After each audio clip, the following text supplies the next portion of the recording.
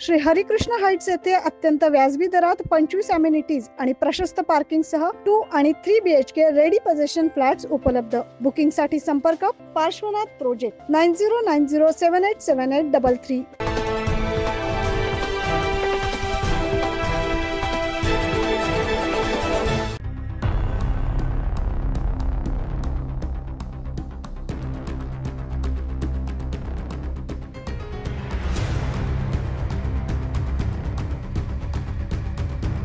आपण बघू शकतो हे व्हिज्युअल्स आताच आपण पाहिले ते गोदावरी नदीची पूर सदृश्य परिस्थिती। गोदावरी नदीला कालपासून पूर आलेला आहे।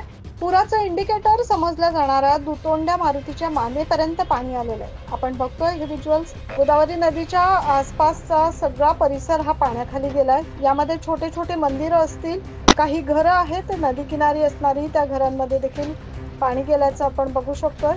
नाशिक जिल्ह्यासह शहरात मागील 2 ते 3 दिवसांपासून जोरदार पाऊस सुरू आहे, त्यामुळे गोदावरी नदीला पूर परिस्थिती निर्माण झाली। नाशिक शहरासह परिसराला पाणी पुरवठा करणारं गंगापूर धरण पूर्ण क्षमतेने भरलंय। यातून 8428 क्युसेस वेगानं पाण्याचा विसर्ग सुरू आहे आणि गोदावरी नदीला 26 दिवसात हा दुसऱ्यांदा पूर आलाय। त्यामुळे रामकुंड परिसरातील छोटे छोटे आस्थापना, टपऱ्या या हटवण्यात आल्या। तसेच आपण बघू शकतो की आज सकाळपासून गोदावरी नदी किनारी येणाऱ्या धार्मिक विधींसाठी भाविकांची गैरसोय झाली आहे आणि भाविकांना वस्त्रांतर गृहाच्या मागेच सर्व धार्मिक विधी पूर्ण करावे लागले।